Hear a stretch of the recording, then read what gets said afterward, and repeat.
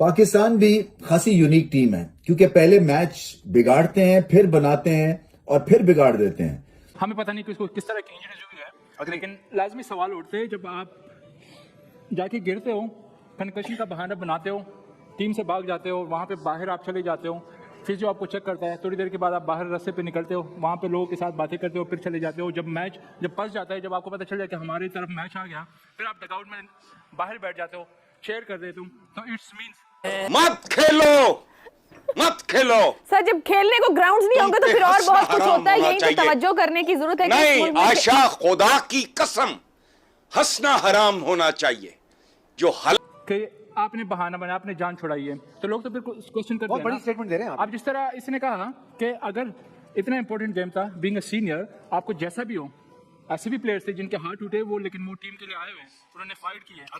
जब भी एक टफ सिचुएशन आती है, टेम्परामेंटल इश्यूज पाकिस्तान के लिए बन जाते हैं, एटलीस्ट इस वर्ल्ड कप में तो बने हुए हैं, और हाफ स्टार्ट्स, हाफ अच्छा काम, पुअर फील्डिंग और गलत डिसीजन मेकिंग, कलेक्टिव हडल में जाने के बाद एक बहुत ही पेडेस्ट्रियन, एक बहुत ही बेसिक डिसीजन सामने दिखने को मिलता है। और फिर नवाज, अबे यार क्या कर रहे हो भाई, अबे यार क्या कर रहे हो भाई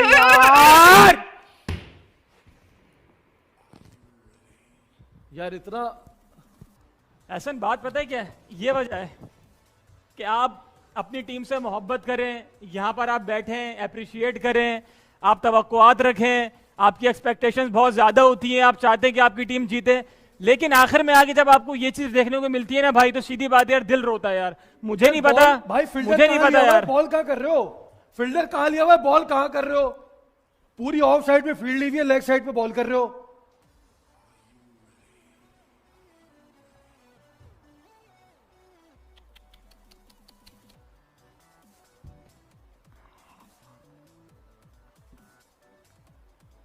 क्या कहना चाहोगे भाई इस हार के बारे में? बाहर हो गए वर्ल्ड कप से, हम वर्ल्ड कप से बाहर हो गए, हम पाकिस्तान वर्ल्ड कप से बाहर हो गया है। आखिरी चांस था, अगर मगर अगर ऐसा होगा, अगर उसको बुखार हो जाए, उसके मसले हो जाएं, वो टीम हार जाए, उस टीम को कुछ हो जाए, अगर मगर जितनी भी चीजें थी, 92 में ये हुआ, 92 में वो हुआ, सारी चीजें खत्म। आज सारी चीजें आज खत्म।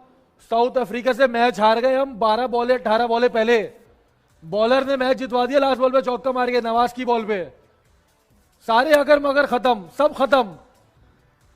अफगानिस्तान से हारे, ऑस्ट्रेलिया से हारे, श्रीलंका से हारे, साउथ अफ्रीका से हारे, सिर्फ 2 टीमों से जीते। पता है कौन सी टीमों से जीते? जो क्वालिफाई कर आई हैं, जिन्होंने क्वालिफायर खेला है आने के लिए वर्ल्ड कप में। यार अफसोस होता है, कसम से दिल रोता है यार ऐसी सिचुएशन पे।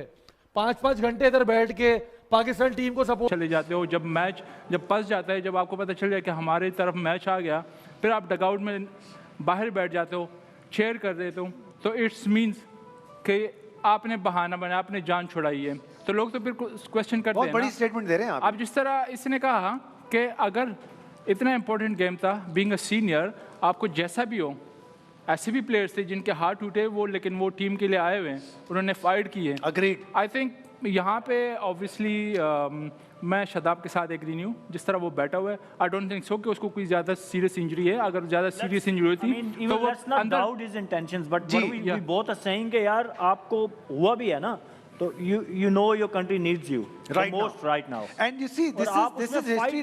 Sorry, this is history repeating itself. This is exactly what happened जब हम लोग सेमी खेल रहे थे, फाइनल खेल रहे थे वर्ल्ड कप का, और शाहीन के साथ had the same problem if you remember.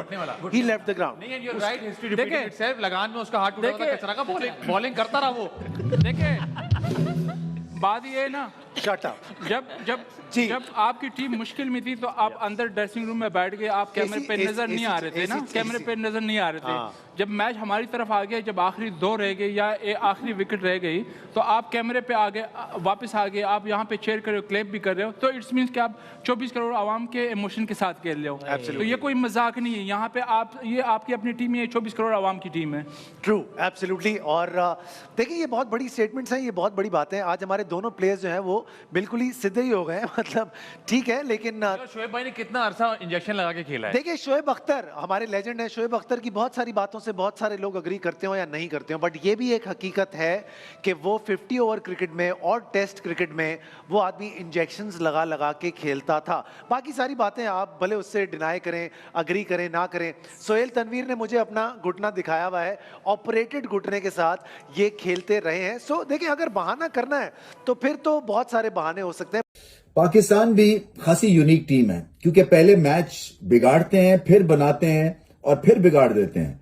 ये एक तरह से मस्ट विन मैच था पाकिस्तान के लिए साउथ अफ्रीका के खिलाफ, और चैलेंज तो अच्छा किया और फाइट भी की। मगर देखिए जब आप 3 मैचेस हारे होते हैं और एक मस्ट विन सिचुएशन में चले जाते हैं तो फिर आपको बहुत ठेस लगती है। हालांकि 1 विकेट से ही ये मुकाबला साउथ अफ्रीका वाले जीते। साउथ अफ्रीका बुरी तरह से एक्सपोज होते हैं जब भी ये रन चेस करते हैं क्योंकि पैनिक बटन इनका दब जाता है और कुछ खास अच्छी परफॉर्मेंस नहीं थी। कोई और टीम होती 270 आराम से कर जाना था उन्होंने, और पाकिस्तान ने 270 पे जो ऑल आउट हुए, ये सबसे पहले एक क्रिटिकल मिस्टेक थी कि ओवर्स भी पूरे नहीं खेले हैं। एक वक्त ऐसा लग रहा था कि 350 325 स्कोर कर देगी, मगर वो साउथ शकील जहां पे आउट हुए गलत टाइम पे आउट हुए, बाबर आजम 50 करने के बाद गलत वक्त पे आउट हुए। इसी तरह से शादाब गलत हिट मारी उन्होंने और नवाज ने भी गलत हिट मारी। टेल एंडर्स को बैटिंग का कुछ अता पता ही नहीं है। गेम अवेयरनेस से लेके गेम को रीड करने की सिचुएशन, कोई कलेक्टिव विजडम टीम का कहीं दिखता नहीं है। जब भी एक टफ सिचुएशन आती है, टेम्परामेंटल इश्यूज पाकिस्तान के लिए बन जाते हैं। एटलीस्ट इस वर्ल्ड कप में तो बने हुए हैं।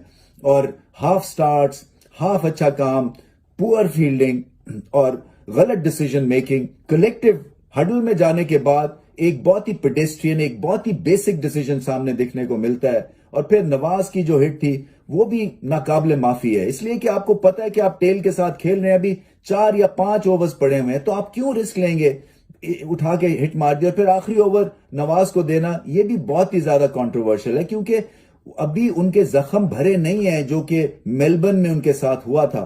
वो उनके सीवी में एक तरह से धब्बा लग चुका था, आपने फिर उनको एक मेक और ब्रेक सिचुएशन में डाल दिया।